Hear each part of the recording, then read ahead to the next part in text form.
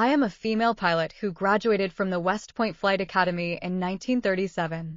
After the attack on Pearl Harbor, during the Battle of Midway, I found myself surrounded by Japanese forces and used my last bullet on myself.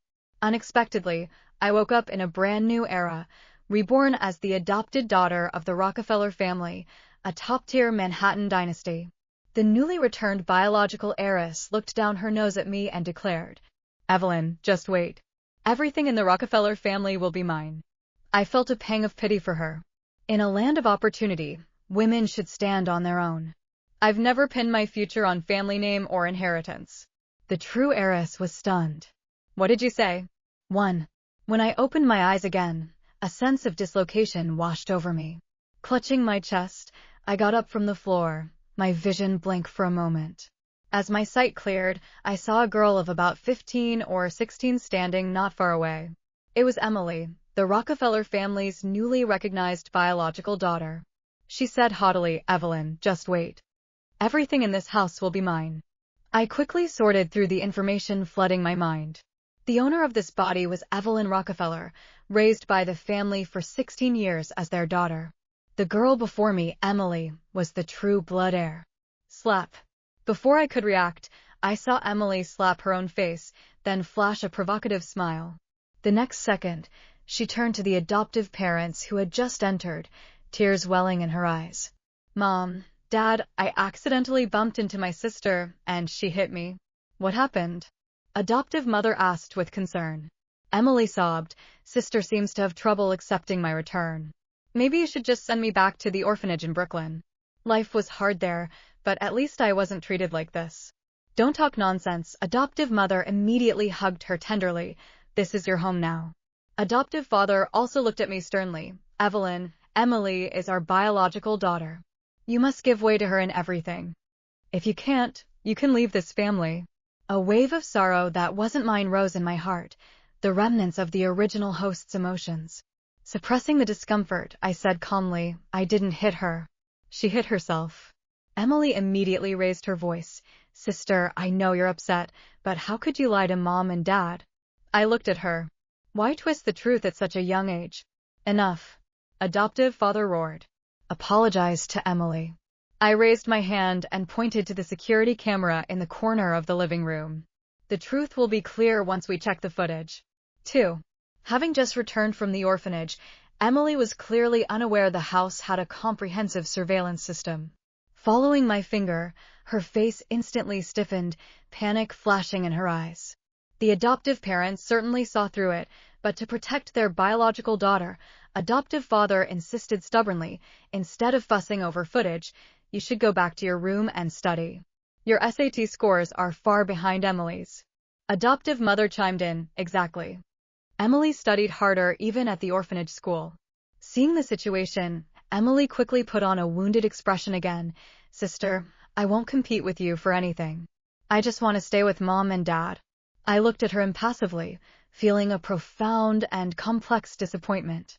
She had spent 16 difficult years in Brooklyn, and now she was finally back in a prominent family, with resources most people could only dream of: a ticket to the Ivy League, access to Manhattan's top social circles, the family trust fund. Yet all she saw was internal rivalry and struggle for power. I sighed softly. "I won't compete with you. The Rockefeller bloodline belongs to you, and the family fortune rightfully should be yours. I don't care about those things. I just want to study hard, get into a good university, and have my own life." All three were taken aback, seemingly not expecting this response. I looked at the adoptive parents.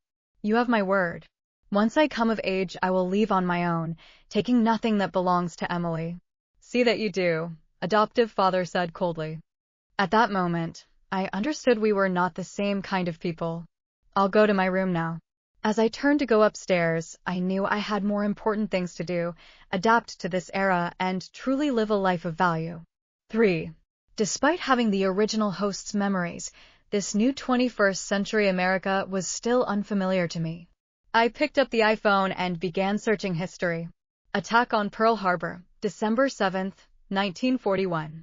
Japan attacked the U.S. naval base at Pearl Harbor, Hawaii, leading to the U.S. entry into World War II. Battle of Midway, June 1942. The U.S. Navy defeated a larger Japanese fleet, turning the tide of the Pacific War. My fingers trembled slightly as I continued typing. American female pilots during World War II.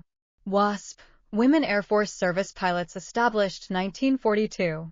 Over 1,000 women served in non-combat flight roles, ferrying aircraft, target towing. Program terminated 1944. 38 women died. Not recognized as veterans until 1977. Tears blurred the screen. So, after I left, so many women had picked up the torch. I typed again. Current state of the U.S. Air Force. As of 2023, the U.S. Air Force operates over 13,000 aircraft, including fifth-gen fighters like the F-22 and F-35. Women comprise approximately 20% of pilots, serving in fighters, transports, reconnaissance, and more. I closed my eyes and took a deep breath. From the Wright brothers' first flight to Apollo landing on the moon to the establishment of the Space Force today. This country, though not my homeland, had also traversed a magnificent aviation journey. And I had once fought for its freedom. Now reborn, I would fly again, not for family power struggles, but for an ideal that transcends time. What true or false heiresses, what Manhattan mansions, what family trusts, they meant nothing against the vast sky. 4. Adoptive mother entered my room as I was reading a NASA article about the latest Mars mission, my eyes moist. She frowned. We only said a few words to you. Who are you putting on this act for? The Rockefellers raised you for 16 years. You shouldn't keep playing the victim. Emily suffered for 16 years. We will always choose her first. I remained silent. Her tone softened slightly. Your father and I have discussed it. We can support you through college, provided you behave. Otherwise, don't blame us for being heartless. I looked straight at her. I never intended to harm Emily. If you're worried, I can board at school until college, coming home less. Adoptive mother immediately objected. All of Manhattan's Upper East Side knows Emily is back now. If you move out, what will people say about us? I analyzed calmly. Emily and I can hardly coexist peacefully. Even if I repeatedly state I don't covet the family wealth, you'll still be wary of me. We could simply announce that I've chosen to board in order to focus on studying for my SATs and AP courses. That way, you can devote your time to Emily, and I can prepare for college applications in peace. Adoptive mother's expression shifted, finally realizing I was no longer the compliant adopted daughter she knew. She eventually nodded stiffly. Fine. After all these years, we do have feelings for you. But blood is blood. I glanced at the clock. I have school tomorrow. I should rest.